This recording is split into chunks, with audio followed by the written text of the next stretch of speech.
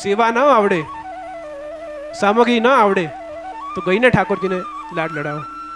ગાતા ના આવડે તો પણ વાંધો નહીં, કઈ સામગ્રી બનાવીને સિદ્ધ કરીને રોગાવો. સામગ્રી ના આવડે તો વાંધો નહીં, કે વસ્ત્ર શુદ્ધ કરીને ધરાવો. એ પણ ના આવડે વાંધો નહીં, કંઈક ને કંઈક હાથ પવિત્ર સેવામાં કરો તો પણ ઠાકોરજી તો રાજી જ છે. ઘણીવાર આપણે શું કરીએ છીએ કે જે નિયમો છે એના વિકલ્પો શોધી લઈએ છીએ કે આ નહીં કરીએ તો ચાલશે, આ કરી લઈશું. આપણે વિકલ્પો શોધતા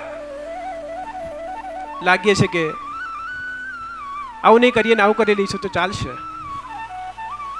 આપણે આપણી સુવિધાના હિસાબથી ઠાકોરજીને લાડ લડાવતા થઈ ગયા છે. અને ઠાકોરજી એમાં પણ રાજી છે. આપ ઠાકોરજીને સવારે 4 વાગે જગાડશો તો પણ ઠાકોરજી તો જાગી જ જવાના છે, અને આપણે સાંજે 5 વાગે જગાડશો તો પણ ઠાકોરજી તો જાગી જ જવાના છે. આપણે મંગલભોગ સવારે ધરીશું કે સાંજે ધરીશું, ઠાકોરજી તો આનંદથી આરોગી જ લેવાના છે. પણ મૂળ વાત શું છે? તો શ્રી મહાપ્રભુજી કહે છે કે સેવા કરવી જરૂરી છે.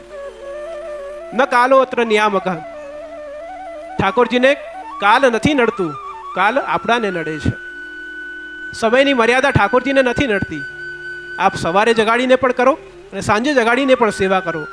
જ્યારે આપ સેવા કરી શકો ત્યારે કરો, પણ સેવા જરૂરથી કરો. તો સેવા કરવી જ્યાં જરૂરી છે. પછી પ્રશ્ન આવે, સેવા કરીએ છીએ પણ શંકા થાય સેવા કેવી રીતે કરવી. એક ભગવદીય વૈષ્ણવ ના મનમાં એની દશા એ બતાવે છે કે કહો છો હરિ સેવા કરો, સેવાનો નહીં જોગ. કહો છો હરિ સેવા કરો, સેવાનો નહીં જોગ. હું દુર્લભ સેવા વિશે દ્રવ્ય તણો ઉપયોગ. કહો છો હરિ સેવા કરો, સેવાનો નહીં જોગ.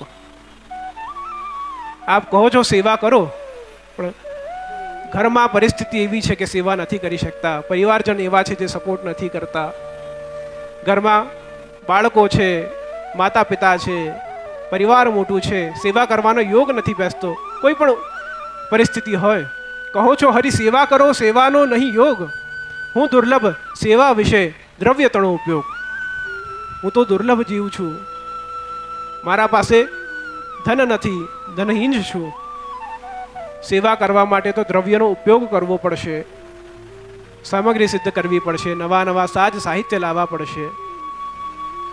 પણ ધનહીન છું, મારા પાસે ધન નથી. નહીં સામર્થ્ય શરીરનું, નહીં મનુષ્ય, નહીં દામ. શરીરનું પણ સામર્થ્ય નથી કે હું પ્રભુ સેવા કરી શકું. કંઈક ને કંઈક માંદગી ચાલે, કંઈક ને કંઈક રોગ આવે. શરીર પણ એવું દુર્લભ છે કે જે સેવા કરવામાં ઉપયોગી નથી બની શકતું. પ્રભુ પધરાવી શું કરવું? એ છે તો મોટું કામ. હું પ્રભુ પધરાવીને શું કરું? બહુ મોટું કામ છે. એ તો ધન પણ નથી, પરિવાર પણ એવો છે, શરીર પણ રોગ ચાલે છે. પ્રભુ પધરાવી શું કરવું? એ છે મોટું કામ. કહો તો ગુણ ગાતો ફરું, કથા શ્રવણ સત્સંગ. કહો તો ગુણ ગાતો ફરું, કથા શ્રવણ સત્સંગ. એ શું પ્રભુને પ્રિય નથી? નથી ભક્તિનો અંગ. સેવા તો મારાથી નહીં થાય. આપ કહો તો કથા સાંભળી લઈશ, આપ કહો તો સત્સંગ કરી લઈશ, કરાવી લઈશ, આપ કહેશો તો હું નામ સ્મરણ કરી લઈશ. એ ભક્તિનો અંગ નથી. તો પછી આજ્ઞા કરે છે કે શ્રવણ કીર્તન, કથા, વાર્તા, નામ સ્મરણ આ બધા ભક્તિના અંગ છે. પણ સ્વરૂપ સેવા એ તો ફલ છે.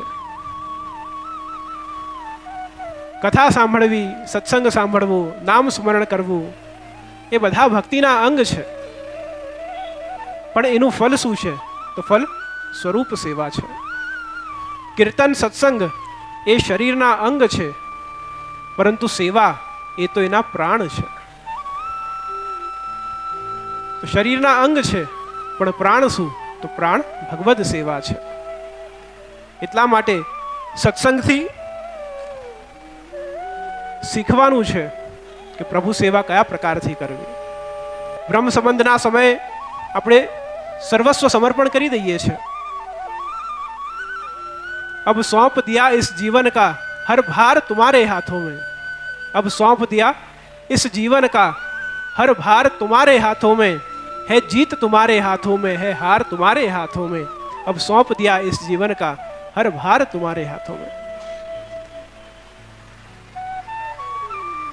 જ્યારે જીવનની ડોર ઠાકોરજીના હાથે સોંપી દીધી છે, બ્રહ્મ સંબંધમાં સર્વસ્વ સમર્પણ જ્યારે કરી દીધું છે, है जीत तुम्हारे हाथों में, है हार तुम्हारे हाथों में। જ્યારે બધું જ સર્વસ્વ સમર્પણ કરી દઈએ છે પછી પણ આપણે કહીએ કે આ કોનું છે, ત્યારે આપ કહીએ આ તો મારું છે। આ ઘર કોનું, તો આ ઘર મારું છે। આ ગાડી કોની, તો આ ગાડી મારી છે। આ ફોન કોનું, તો આ મારું ફોન છે। આપણે તો એક તત્વ છે જે આ બધી વસ્તુને વાપરીએ છીએ। ઘણીવાર આજની જે વસ્તુઓ છે જે આપણે વાપરીએ છીએ એ ક્યારેક લક્ઝરીઝ હતી, એસી હોવું, એ સુવિધા હોવી એ ક્યારેક લક્ઝરી હતી, પણ આજે એ બધું ડેલી યુઝમાં આવી ગયું છે, જરૂરતમંદ થઈ ગઈ છે। અને જે આજની લક્ઝરીઝ હશે એ કાલે નેસેસિટીઝ થવાની છે।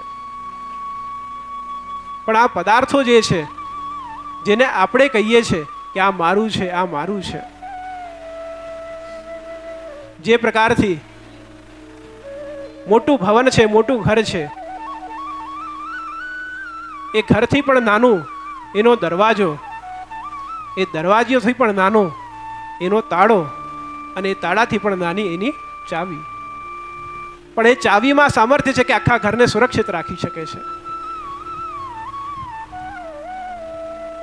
એકવાર હથોડી અને ચાવીનો સંવાદ ચાલી રહ્યો છે અને હથોડી અને ચાવી આપસમાં વાત કરે છે। હથોડી કહે કે હું પણ તાળો તોડી શકું છું, અને ચાવી કે હું પણ તાળો ખોલી શકું છું। હથોડી ચાવીથી પૂછે છે કે તાળો ખોલવો હોય તો મને બહુ જ પ્રહાર કરવો પડે છે, બહુ જ કષ્ટ સહન કરવો પડે છે, બહુ કષ્ટ આપવો પડે છે, અને બહુ સમય પછી પ્રહાર કર્યા પછી એ તાળો ખુલે છે। તું સરળતાથી કેવી રીતના તાળો ખોલી દે છે? તો ચાવી કહે છે હું તાળાના અંતર્મન સુધી જઉં છું, એને નિવેદન કરું છું અને એ ખુલી જાય છે। ઘણીવાર મોટી મોટી વસ્તુઓને આપણે ઉપરથી પ્રહાર કરતા હોઈએ છીએ, પણ આપણે સરળતાથી પ્રેમપૂર્વક હૃદયમાં સ્પર્શ કરી અને નિવેદન કરીએ ને તો મોટા મોટા કાર્ય પણ આપણા સફળ થઈ જાય છે। તો ભરોસો જેમ એ ચાવી પર છે કે આખા ઘરને સુરક્ષિત રાખશે, તો મુખ્યતઃ જ્યારે સર્વસ્વ સમર્પણ આપણે પ્રભુને કરી દીધું છે ત્યારે જેટલા પણ સાધન છે, પદાર્થ છે, એમાંથી બધી આસક્તિઓ, મોહ એ દૂર થઈ અને એ મોહ પ્રભુ સેવામાં લાગવો જરૂરી છે। શેનાથી? તો સાધન, સંપત્તિ, પ્રતિષ્ઠા। આપણા બાળકો છે, આપણા બાળકોને આપણે કંઈક કમાઈને નહીં આપીએ ને તો પણ એ પોતાના બલબૂતા પર કંઈ ને કંઈક એમનું જીવનનું નિવારણ કરી જ લેવાના છે, જીવન જીવી જ લેવાના છે। પણ જો ઉચિત માર્ગ નહીં આપીએ, ઉચિત જ્ઞાન નહીં આપીએ, ઉચિત શિક્ષા નહીં આપીએ તો પછી એ એમના જીવન પર્યંત એમને પ્રાપ્ત નથી થવા।